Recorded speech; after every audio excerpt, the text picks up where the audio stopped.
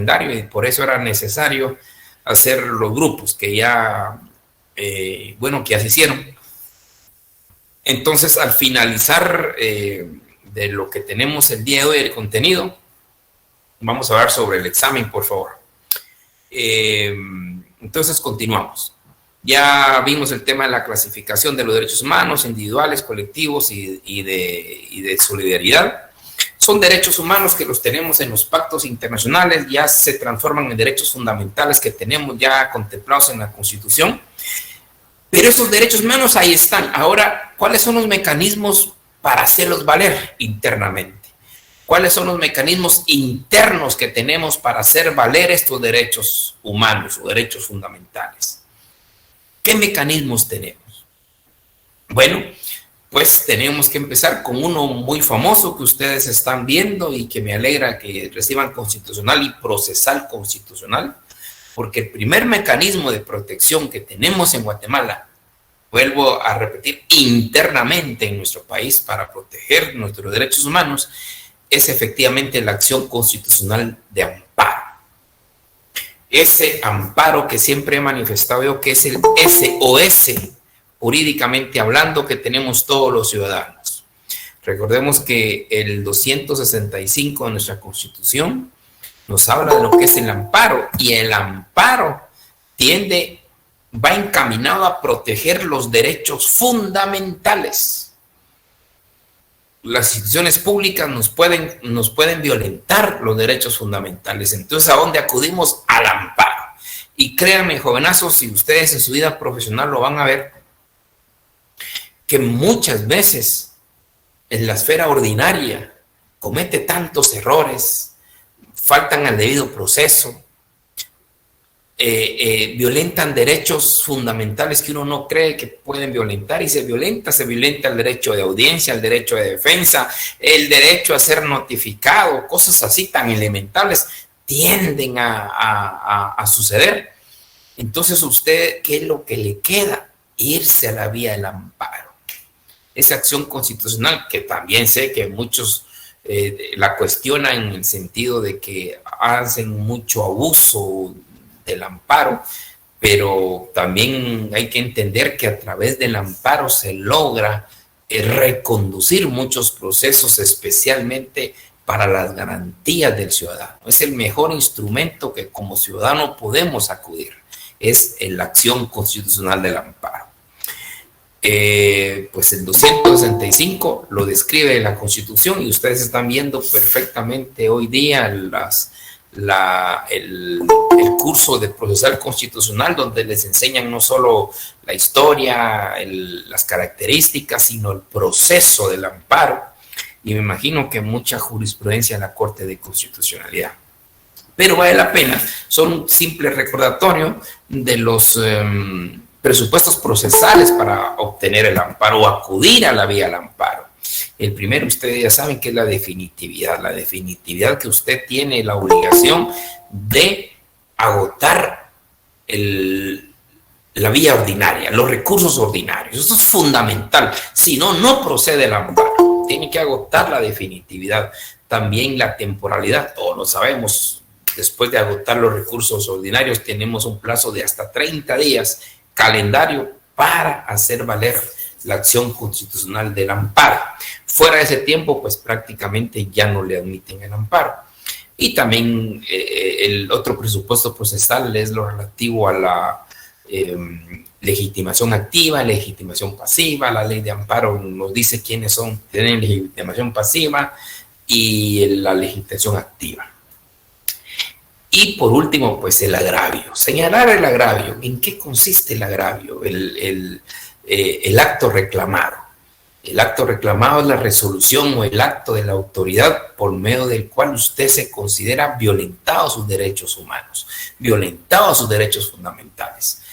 En la vía ordinaria, vuelvo a insistir, a veces ocurre tanta violación, y es ahí donde usted o todos nosotros tenemos esa vía expedita que es el amparo. Es el SOS, es nuestra salvación muchas veces.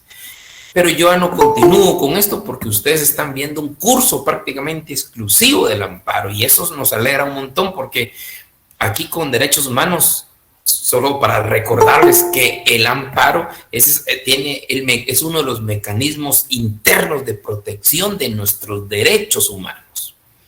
Ya vimos nuestros derechos humanos, ya vimos los derechos individuales, los derechos colectivos, pero también los podemos hacer valer internamente y uno de ellos es a través del amparo. Otro mecanismo de protección interno que también tenemos, aparte del amparo, y esto es específico en tema de la libertad, para garantizar nuestra libertad de locomoción especialmente, es la exhibición personal. Que la exhibición personal, pues efectivamente viene desde una carta inglesa de 1679. Desde ahí viene apoyando la institución de la exhibición personal, del habeas corpus, que con la diferencia al amparo es que este tiene una situación específica. Este va exclusivamente, y ustedes ya lo saben, solo estoy repitiendo lo que ustedes ya saben, la exhibición personal solo va estrictamente a proteger un abuso de autoridad que violenta un derecho humano, que no sea detenido legalmente una persona. O el otro presupuesto que ustedes ya saben, estando legalmente detenido, sufre de abusos, sufre de vejámenes. Son los dos presupuestos para la exhibición personal. O sea, si alguien es detenido ilegalmente, no es el amparo, es la exhibición personal. Hay muchas exhibiciones personales que se dan en centros penitenciarios porque se dice que hay ciertos abusos, entonces, ¿qué es lo que tiene que plantear? Exhibición personal. O alguien fue detenido sin las dos únicas circunstancias que se tiene para considerar legalmente la detención de una persona es el delito flagrante o por orden judicial. Son las dos vías únicas que nosotros tenemos como ciudadanos garantía para evitar abusos de la autoridad. La autoridad sabe que solo nos puede detener por orden de juez o en delito flagrante. Ahora, eso es en cuanto a la exhibición personal. Podemos decir el amparo para todos los derechos humanos. La exhibición personal, cuando existe una detención ilegal o cuando estando legalmente detenida una persona sufre vejámenes. El otro mecanismo de protección que tenemos también interno es la acción de la acción de inconstitucionalidad. ¿Por qué también es mecanismo de protección? Porque recordemos que nuestra Constitución en su parte dogmática abarca todo lo que son derechos fundamentales. Nuestros derechos, tenemos que hacerlos valer. ¿Y qué pasa que si alguien crea una norma o el legislativo crea una norma que tiende a violentar esos derechos fundamentales? Ahí planteamos una acción de inconstitucionalidad, porque esta acción de inconstitucionalidad lo que hace ver es la supremacía de la Constitución. Ninguna norma puede venir a contrariar la Constitución. Y máxime, imaginemos que existan normas ordinarias que vengan a contradecir la Constitución donde establecen derechos fundamentales. Es ahí donde es un mecanismo también de protección la acción de inconstitucionalidad, que puede ser en vía directa o indirecta. Es un tema que también ustedes ya lo saben porque están estudiando ahorita constitucional o procesal constitucional. La vía directa es cuando directamente ante la Corte de Constitucionalidad se considera que una norma del legislativo o de un ente tiende a contradecir la Constitución. Y la vía indirecta es en un caso concreto, cuando usted como abogado le van a aplicar una ley que usted considera, el tribunal le va a aplicar una ley que usted considera, o le aplicó una ley que usted considera que es inconstitucional. Entonces, en ese caso concreto, plantea la acción de constitucionalidad con la finalidad que el juzgado que conoce el caso no aplique esa norma, porque puede ser que el mismo tribunal considere que esa norma sea inconstitucional. Entonces, este es el tercer mecanismo que tenemos para defender nuestros derechos humanos. Primero, podemos decir, el amparo. Segundo, la exhibición personal en tema concreto, que es la libertad. Tercero, la acción de inconstitucionalidad cuando una norma es contraria a la Constitución. El cuarto es la oficina del Procurador de los Derechos Humanos. El Procurador de Derechos Humanos es una instancia, es una institución que de hecho hoy está de moda, que vela por los derechos humanos de los ciudadanos y de los habitantes de nuestra república. Ahí reciben denuncias, se trabaja 24/7, las 365 días del año, las 24 horas para recibir denuncias, y ellos automáticamente van a investigar esa denuncia y pueden considerar que una persona puede ser violadora de los derechos humanos y es sancionada como violador de los derechos humanos. Es más, hasta puede recomendar destituciones de empleados o funcionarios públicos si se considera que son violadores de los derechos humanos. O sea, es otro mecanismo interno que podemos acudir, ya sea al amparo, ya sea a la exhibición personal, ya sea a la acción de inconstitucionalidad o al procurador de los derechos humanos.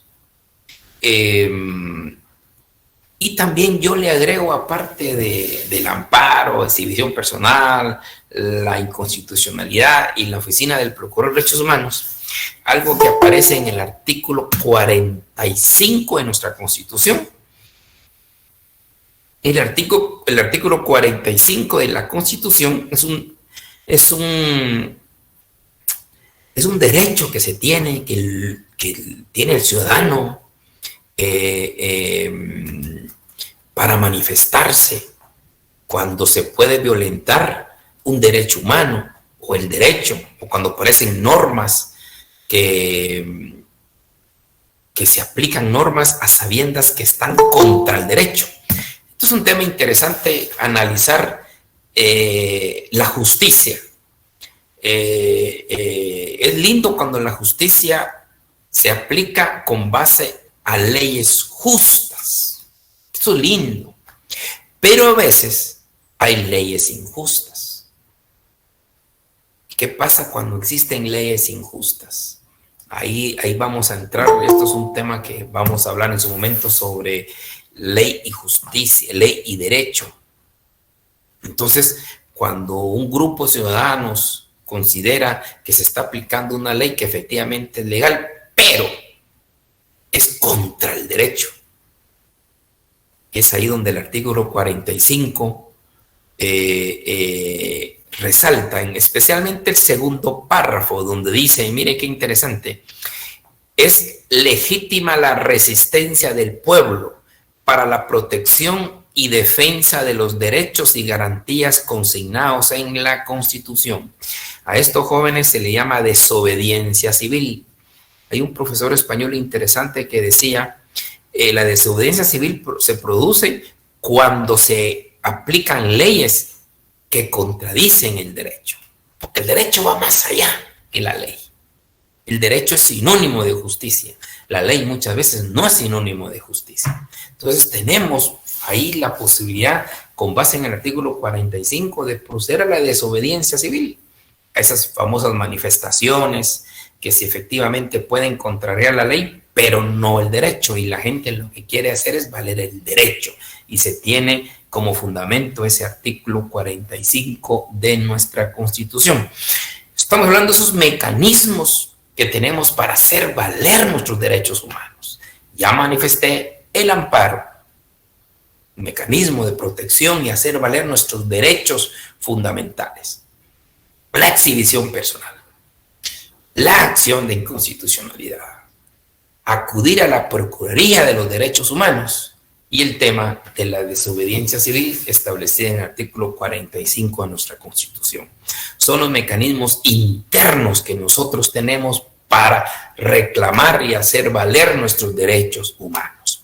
Ya conocemos nuestros derechos humanos, individuales, los colectivos, los de solidaridad, pero ahora también ya conocemos los mecanismos para hacer valer. Miramos el amparo, la exhibición personal, la acción de inconstitucionalidad, oficina del Procurador de Derechos Humanos y también incluyendo este segundo párrafo del artículo 45. Son los mecanismos para hacer valer nuestros derechos humanos. Ahora, ya conocimos estos derechos, ya conocimos nuestras garantías, pero también es importante abordar el artículo 138 de la Constitución. El artículo 138 se maneja la suspensión de algunos derechos fundamentales que tiene el Estado. En algunas ocasiones, el Estado tiene derecho a limitar estas garantías nuestras. Y esto lo dice el artículo 138. Se los digo porque si bien es cierto, vimos que los derechos humanos son inviolables, nos garantiza a través de la Declaración Universal de Derechos Humanos, los pactos internacionales, nuestra propia Constitución, también la propia Constitución en el artículo 138 habla de la suspensión de garantías. Y eso lo da tanto el Ejecutivo y el Legislativo, que en ciertas circunstancias se permite esa suspensión. Y eso lo narra y lo vuelvo a ratificar 138 de nuestra Constitución. Pero esto se da estrictamente cuando hay una invasión a nuestro territorio nacional, cuando hay una grave perturbación a la paz, cuando hay una calamidad pública o cuando hay actos que pongan en entredicho la seguridad del Estado. Y nosotros en esta época, al menos en mi caso para mis nietos y muchos de ustedes en su caso para sus hijos, ya pueden contar una anécdota de lo que acabamos de pasar como estado de excepción. El caso del estado de prevención, el de calamidad, cuando el tema del COVID, ahí se limitaron ciertos derechos. Ustedes recordarán, el derecho a la libre locomoción se limitó a tales horas y las calles vacías. Todo el mundo viendo por la televisión a quién detenía a las 5 de la tarde, a todos encerrados, viendo a ver a quién detenía, quién era el desobediente para ir todavía sobre las calles. Fue una cosa difícil, pero también todos entendimos que era necesario por la situación que se vivía. Hay lugares donde hay estado de sitio por el tema de los enfrentamientos que hay. Miramos Salvador, también tiene estados de sitio.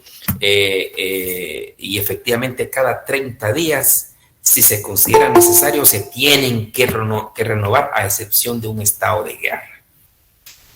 Pero ahí están los estados de prevención, sitio, calamidad, alarma y guerra, tal como lo dice el artículo 138 de la Constitución y la Ley de Orden Público. Se lo menciono porque, si bien es cierto, nuestros derechos están plasmados en la Constitución, también en la propia Constitución le da ciertas, nos pueden restringir solo en ciertas circunstancias ciertos derechos como la detención legal, el interrogatorio judicial, la libertad de locomoción, el derecho de reunión, de manifestación, portar armas y hacer huelga.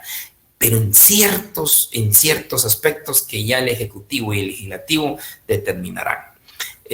Obviamente cuando vaya en beneficio de la población. Es donde se logra esta suspensión de ciertos derechos, de los ciertos derechos que hemos visto, especialmente en derechos individuales. Lo importante para nosotros es que, según el Pacto San José, la Convención Americana de Derechos Humanos, cuando un Estado emita esta clase de decretos donde suspende ciertas garantías, tendrá que notificarle a la Organización de Estados Americanos esos estados de excepción.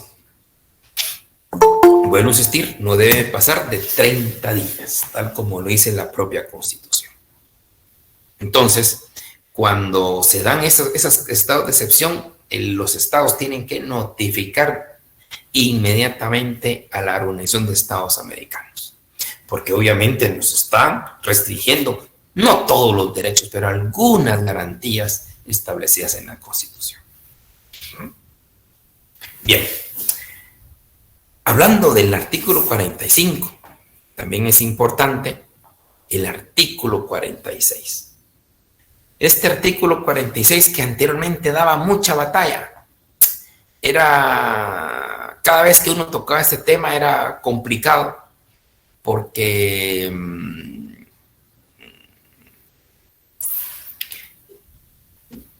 habían criterios, yo espero que no estén tanto ahora tan definidos, habían criterios donde decían los tratados internacionales en materia de derechos humanos son superiores a la Constitución. Otros decían que no, incluyendo la Corte de Constitucionalidad, en varias resoluciones ya plasmó que ningún tratado superior a la Constitución. Y ahí viene la situación bien especial, porque uno lee el artículo 46 de la Constitución y nos dice textualmente, preeminencia del derecho internacional. Artículo 46 de nuestra Constitución. Dice, se establece el principio general de que en materia de derechos humanos, los tratados y convenciones aceptados y ratificados por Guatemala tienen preeminencia sobre el derecho interno. Preeminencia. Busquen por la Real Academia qué es preeminencia y les va a decir que es anteponer algo sobre otro. Es más, si uno lee el artículo 3 de la Ley de Amparo, como que viene a ratificar gramaticalmente lo entendido en el artículo 46. Mire, el artículo 3 de la Ley de Amparo dice, la Constitución prevalece sobre cualquier ley o tratado. Ahora, punto. Dice, no obstante, en materia de derechos humanos, los tratados y convenciones aceptados y ratificados por Guatemala prevalece sobre el derecho interno. Allá se usa preeminencia, aquí se usa prevalece.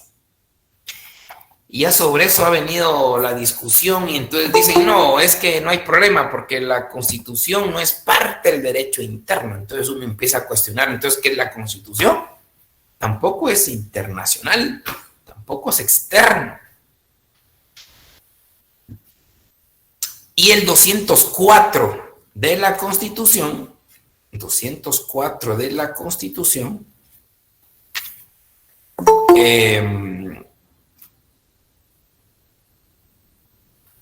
nos dice, los tribunales de justicia en toda resolución o sentencia observarán obligadamente el principio de que la Constitución de la República prevalece sobre cualquier ley o tratado.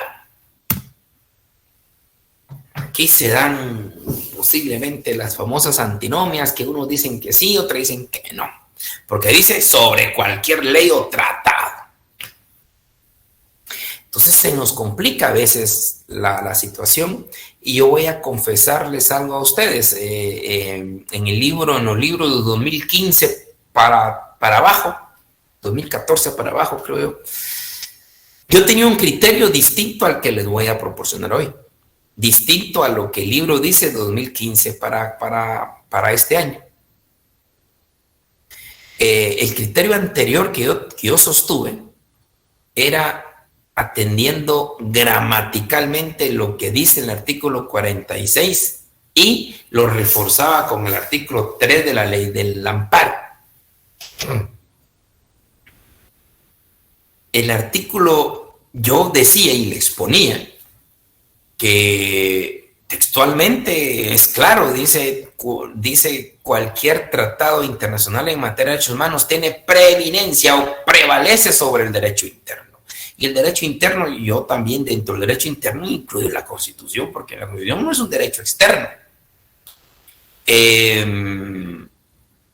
y otros decían que no, porque no es parte, solo derecho interno se refiere al tratado, se refiere a leyes ordinarias. Bueno. Pero me basaba en el contexto gramatical de esas normas.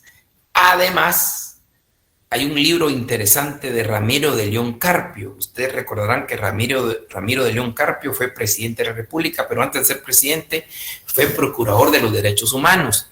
Y antes de ser procurador de derechos humanos fue constituyente y participó en la redacción de esta constitución. Y él tiene este libro que se llama Catecismo Constitucional, muy interesante, es un libro bien chiquito, es azulito, pero este creo que ya lo pueden localizar hasta por Google.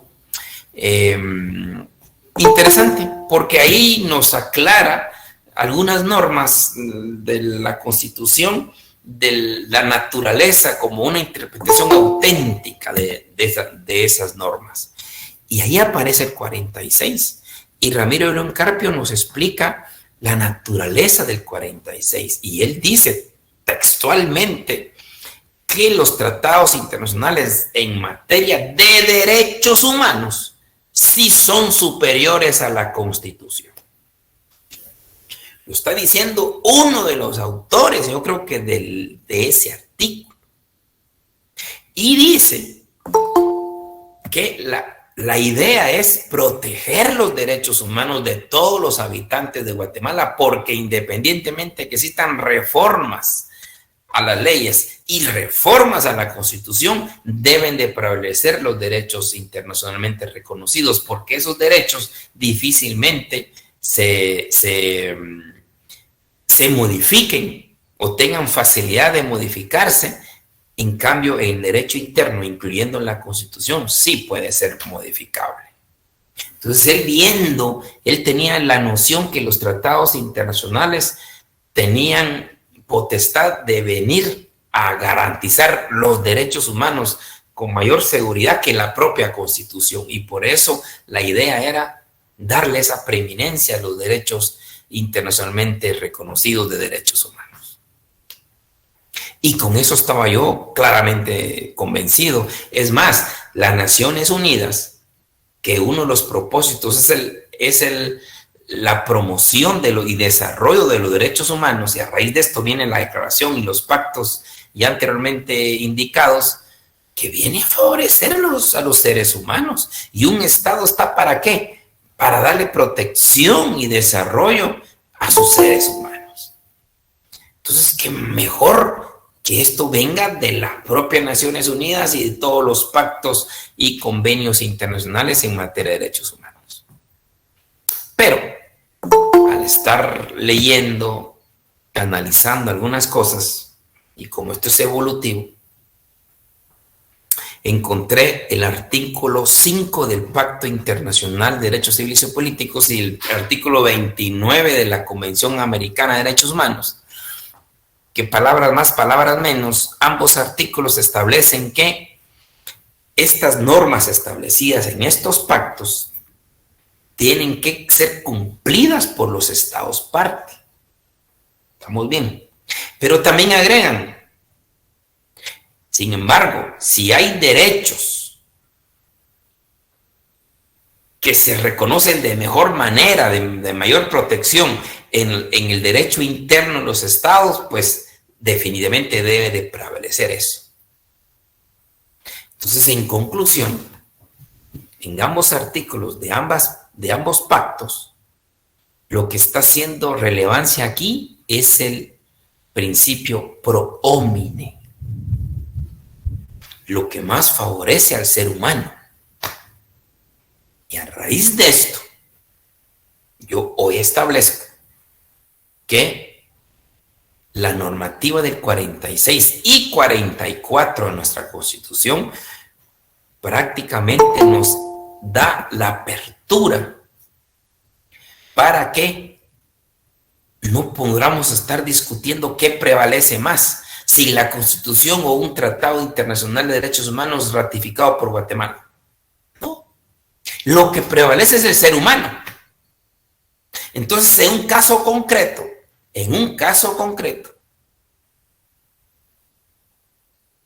no vamos a estar diciendo qué prevalece más. En un caso concreto vamos a aplicar, ya sea el interno o lo internacional, cualquiera de las dos, siempre y cuando tengan más beneficios para la persona. Principio pro homine, lo que más le favorezca al ser humano. Si un caso concreto es más favorable aplicar el derecho internacional, aplique el derecho internacional. Si un caso concreto es más conveniente al ser humano aplicarle el derecho interno, aplique el derecho interno. O sea, es en cada caso concreto que es lo que más le conviene al ser humano en ese caso concreto. A raíz de esto, ya la postura, y como creo que se debe de atender tomando en cuenta el artículo del 5 del Pacto Internacional de Civiles y Políticos, artículo 29 del Pacto de San José, se debe de entender que es lo que más le conviene al ser humano en el caso concreto. Y aquí hemos tenido casos. Por ejemplo, miramos que el Pacto San José y el Pacto Internacional de Derechos Civiles y Políticos protege la vida, pero dice en caso de pena de muerte, protege, ahí no protege a la mujer.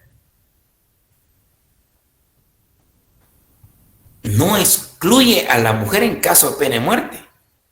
Las mujeres también se les puede ejecutar, como lo dice el Pacto de San José y el Pacto Internacional de Derechos Civiles y Políticos. Solo que la mujer esté embarazada es la única limitante para no aplicar la pena de muerte, pero lo contrario sí se le puede aplicar la pena de muerte. Y la ventaja, más ventaja que eso, sí lo da nuestra Constitución, porque nuestra Constitución sí excluye a todas las mujeres. Entonces tiene más beneficio aplicarle el derecho interno de un caso concreto. Se aplica ese derecho interno. Es principio pro homine. Y lado contrario también. El Pacto San José regula la pena de muerte y dice que todo condenado de pena de muerte tendrá derecho al indulto. Pero aquí nosotros no tenemos indulto, ni es un recurso sine qua non para aplicar la pena de muerte. Pero en este caso, como le beneficia más al hombre, en este caso al condenado de pena de muerte, entonces ahí entra el Pacto San José y se aplica el Pacto San José, y por eso es que ya no hubo ejecuciones a pena de muerte. Entonces, en conclusión, jóvenes, el principio pro homine, el 46 de la Constitución y el artículo 3 del amparo se debe de interpretar como la norma que más favorezca al ser humano en el caso concreto. Pueden venir leyes de la OIT que pueden ser más beneficiados, se beneficia más de conformidad con las normas de la OIT que las normas internas. Entonces, ¿qué se debe aplicar? Las normas de la OIT. Y a la inversa, pueden ver que hay muchas normas internas que superan las normas de la OIT. Entonces, ¿qué se debe aplicar? Las normas internas, porque es principio pro homine. Creo que al considerar principio pro homine, solucionamos el caso. Lo que más le convenga al ser humano en el caso concreto. ¿Comentarios, jovenazos?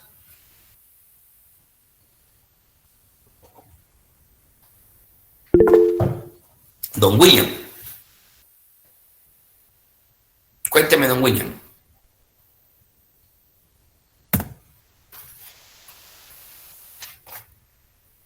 Don William.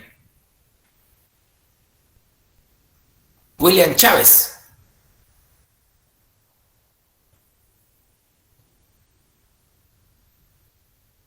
Bueno.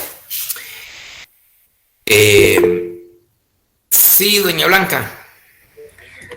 Disculpe, licenciado, en realidad no es del tema, me pareció muy interesante y lo que usted plantea en relación a cómo tomar estos artículos y en definitiva pues que se aplique lo que más favorezca al ser humano. Pero mi duda más es con relación al contenido del curso. He estado guiándome por el programa del curso y tratando de ubicar el tema que se está desarrollando en este momento a los temas que están aquí, pero la verdad es que no lo ubico. ¿Será que usted me puede ayudar? Mire, el problema de que siempre ha habido, el curso de Derechos Humanos se inició en el 2003, creo yo. El problema del contenido del curso de Derechos Humanos es gravísimo. Ahí les habla cuestiones de criminalística, que no tiene razón de ser. Y yo desde el año 2003 he cambiado para mejor entendimiento el tema y tomando en cuenta la libertad de cátedra, el tema el contenido del curso, que sea más sustantivo lo que hemos visto. De hecho, yo no sé, el pensum que tiene ahí, no sé si habla de clasificación de derechos humanos, de los derechos individuales, de los derechos colectivos, de los sistemas de protección de los derechos humanos. Entonces, por eso también les proporcioné el libro, que es por parte de PDF, y ustedes ya tienen acceso a él libremente para ir encaminado. Y esto no nos viene bien su pregunta, porque lo voy a retomar ahorita cuando termine esta sesión, el contenido para el parcial que viene ya de hoy en 8. Entonces yo dentro de poquito les daré el tema del contenido, doña Blanca, pero es lo que hemos visto. Muy bien. Gracias, licenciada. Otro tema importante a lo que estamos viendo es relativo a la pena de muerte, que hay teorías abolicionistas y antiabolicionistas. Las teorías abolicionistas pues pregonan el tema de evitar penas de muerte, y las antiabolicionistas pues todo lo contrario.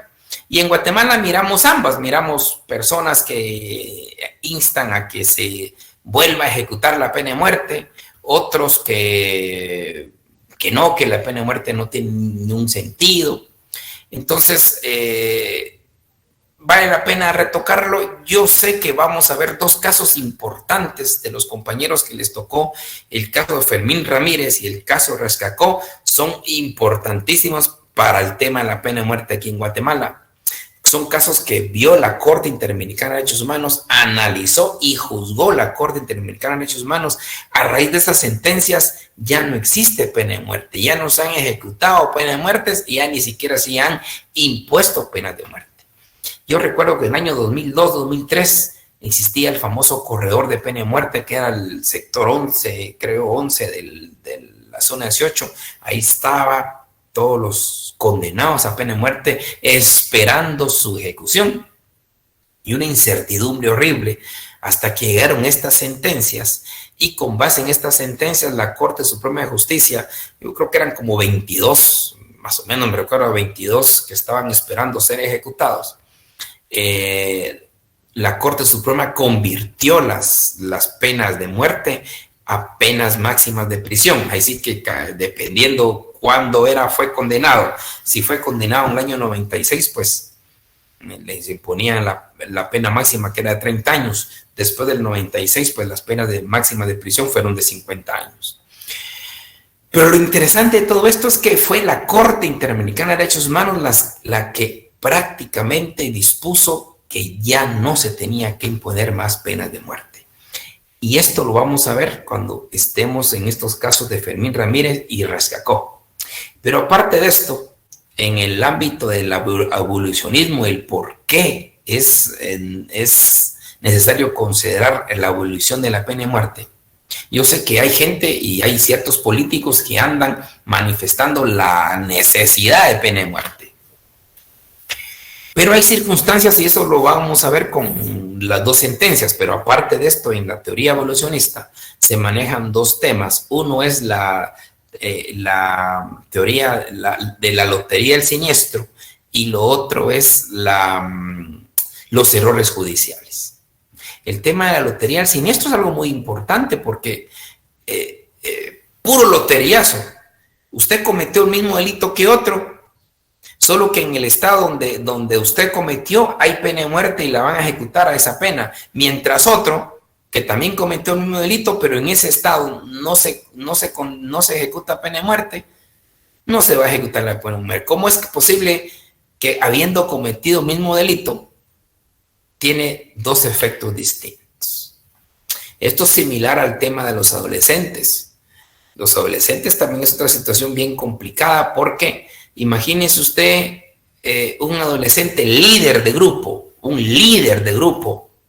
que asesinan, violan. El líder del grupo tiene 17 años con 360 días de vida. 17 años con 360, o sea, le faltan 5 días para cumplir 18. Mientras que su grupo delictivo que él dirige tienen 18 años 3 días, 18 años 15 días.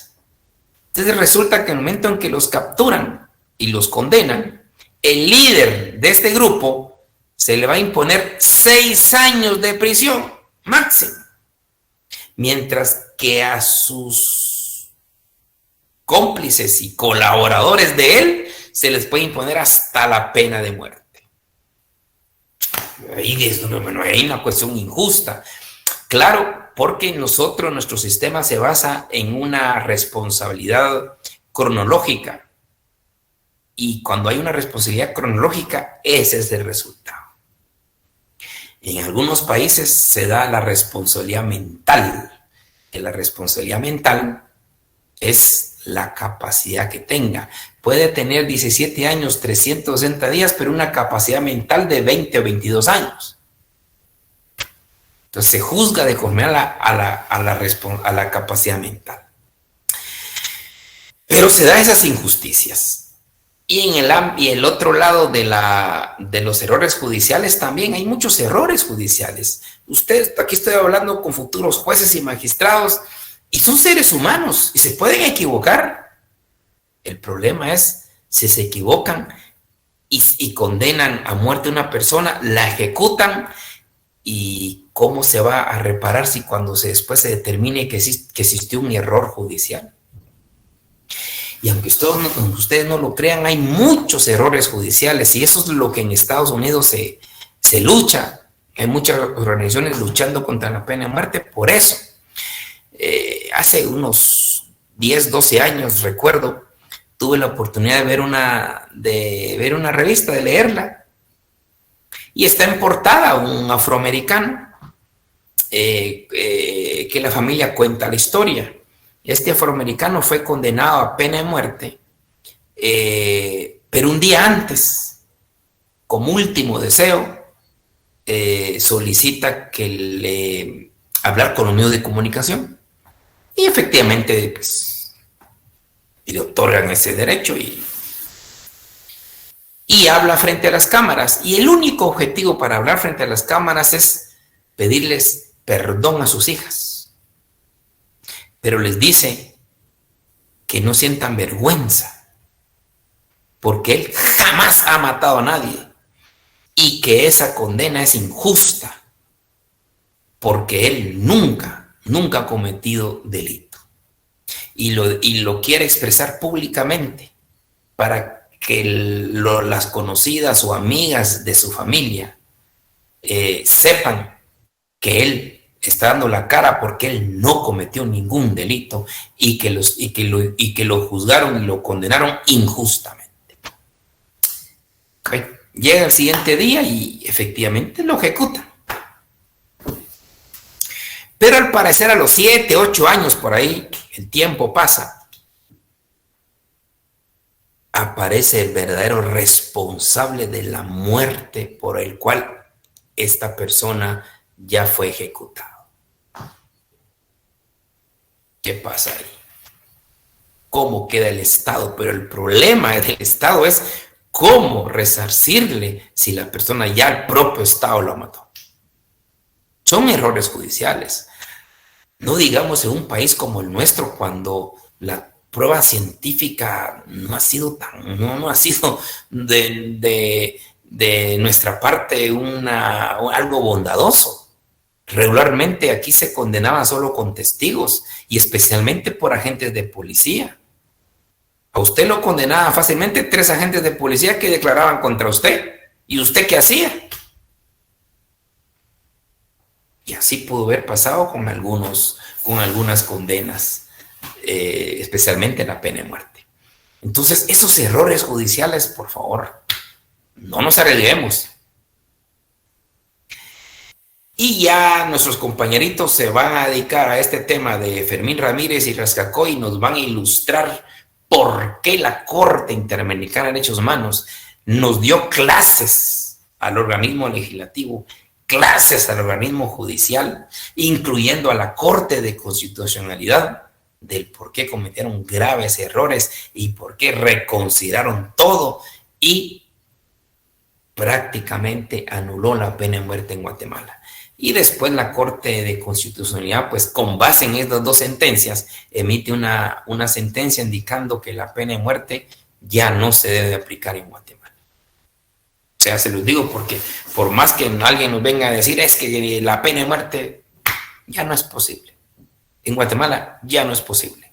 Pero en base es interesante escuchar estas 2 sentencias, tanto de Fermín como Rascacoy. Muy bien, y un tema también muy importante y muy interesante que se da en nuestra vida es el derecho consuetudinario. El derecho consuetudinario que nosotros lo tenemos regulado en nuestra Constitución, en el artículo 58 y 66. Pero aparte de esto tenemos un convenio 169 que de una u otra manera ustedes lo han escuchado, el convenio 169. Este convenio narra el derecho consuetudinario, el derecho que tienen los pueblos indígenas de hacer justicia con base en sus costumbres. Interesante. Pero es más interesante que ustedes le pongan atención el artículo 8 y el artículo 9 de ese convenio 169. Repito, 8 y 9. El artículo 8 les faculta a hacer justicia con base en sus costumbres. Pero, aquí está el tema y el detalle muy importante. Siempre y cuando no contravengan derechos humanos. Ojo, ojo. Comunidades indígenas, ustedes pueden administrar justicia con base a sus costumbres, nítido, pero siempre observen los derechos humanos. En conclusión, no pueden administrar justicia si violentan los derechos humanos. O sea, miren, imagínense lo interesante de aprender los derechos humanos, porque no nos pueden violentar ningún derecho humano. Artículo 8 del convenio 169. Pero vámonos más allá en el artículo 9 del convenio 169. El artículo 9 del convenio 169 va un poquito más allá, porque habla de justicia penal. Ahí busquen ustedes su convenio 169. Y el artículo 9 se refiere a la justicia penal. Y en esa justicia penal dice el convenio 169 que los pueblos indígenas pueden administrar justicia penal con base en sus costumbres. Vamos bien, pero ojo, tiene 2. Aquí hay 2 límites. En materia penal hay 2 límites. La primera, siempre y cuando que no contradiga el sistema jurídico nacional. Y la segunda, que no violente los derechos fundamentales. Interesante. El propio convenio 169. Y no estoy mintiendo, ustedes ahí en Google busquen convenio 169 y buscan el artículo 8 y artículo 9 y se darán cuenta que sí pueden administrar justicia con base en sus costumbres, con base en la cosmovisión indígena, sin ningún problema. Pero, ojo, sin violentar derechos humanos, sin violentar el sistema jurídico nacional. Y el sistema jurídico nacional, especialmente en materia penal, es la Constitución. Y ahí nos habla quiénes son los encargados de administrar justicia. Interesante. Parte de derecho constitucional. Reconocemos el derecho constitucional, pero también tal como lo dice el propio convenio 169, siempre y cuando no contradiga derechos humanos. Esto es importantísimo tenerlo siempre presente. Bien, jovenazos, prácticamente hasta acá estaríamos examinando el otro viernes. Vuelvo a insistir y se los dije la vez pasada, tengo el presentimiento que ya no tardará en estar el calendario y cabal. Entonces, hasta acá entra el examen primer parcial, agregándoles nada más. Lo que ustedes sí les encargo que lean por su cuenta es la historia de derechos humanos que está en el libro, o sea, sería hasta la página 117. Hasta la página 117 entraría el primer parcial. Lo que hemos visto, la verdad que no ha sido mucho, sumando lo que vimos hoy y esta parte de la historia, que son 3-4 paginitas que están en el libro, que llegaríamos a la página 117, hasta ahí entra el primer parcial. Y recordarles que después del primer parcial, no de nuestro primer parcial, sino cuando terminen ustedes todo su parcial, viene el tema de las exposiciones, que creo que el primero, y ya no voy a tomar en cuenta solo el primero y segundo, vamos a pasar 3 grupos por día, jóvenes, 3 grupos por día, si no, no da tiempo. 3 grupos por día, y en principio estaría el primero, segundo y tercer grupo para el viernes 2 o viernes 3, no sé, de septiembre. Pero si no, lo podríamos dejar para la próxima semana. Así yo daría clases ese viernes y así el grupo primero, segundo y tercero ya se prepara para el día lunes y el cuarto, quinto y sexto para el día viernes. Se los digo porque nosotros aquí en la sección D somos 21 grupos. Hay 21 grupos. Entonces no da tiempo pasar 2 días por 2 grupos por día. Tendría que ser 3 grupos por día en un plazo máximo de 15 minutos la exposición. Bueno, insistir, la exposición es 1 o 2 personas, nada más. ¿Tienen comentarios, por favor? Lick. Sí, doña Gabriela, cuénteme. Buenas noches. En cuanto a la exposición, yo, el momento que usted estaba asignando los grupos, pues venía en camino aún, entonces mis compañeros tomaron el grupo. Entonces, solo quisiera corroborar si en sí es... ¿Cómo es que usted quisiera el tema de la exposición? Validar ciertos puntos que usted va a calificar. No sé si usted no los puede proporcionar. Sí, doña Gabriela, yo se los repetí como 3 veces a ocasión y se lo vuelvo a repetir por última vez, espero. Dije 3 cosas que voy a evaluar, cosas sencillas, es que son sencillas. Lo que yo pretendo es que ustedes busquen jurisprudencia de la Corte Interamericana de Derechos Humanos. Teniendo la sentencia, dije, voy a hablar 3 cosas que son sencillas. La primera parte son los hechos del caso, que eso lo encuentran al inicio de la sentencia.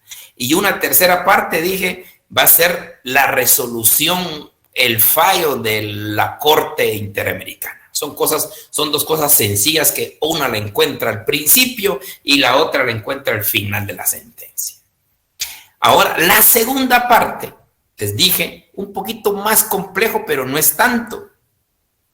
Es que ustedes tienen que colocar las convenciones, declaraciones o pactos internacionales que la Corte Interamericana en ese caso utilizó y sus artículos. Y también en esa segunda parte, agregar aspectos relevantes dogmáticos que dijo la Corte Interamericana sobre ese caso. Eso es, doña Gabriela. Muy amable, licenciado, le agradezco. Muy bien. Sí, doña Angie. Licenciado, disculpe, fíjese que yo estaba como que tomando un seguimiento de las fechas en que se publicó el Código Penal y la fecha en la que se suscribió Guatemala a la Convención Americana sobre Derechos Humanos. Me di cuenta que el Código Penal fue prácticamente publicado el 27 de julio de 1973. Sí. Y Guatemala se suscribió a la convención el 22 de noviembre de 1969. No, del Pacto de San José. Sí, Pacto de San José 78. Entonces fue después. Sí, sí. Muy bien. Gracias, licenciado. Solo eso quería corroborar. No se preocupe, doña Angie. Muy bien, jovenazos. Entonces nos miraríamos prácticamente después de del primer parcial. Doña Blanca, cuénteme. Ay, disculpe, licenciado, solo en relación a lo del caso de pena de muerte, usted dio dos teorías. La teoría abolicionista Y antievolucionista. ¿Perdón? Abolicionista y antiabolicionista. Ya. Gracias, licenciado. Muy bien.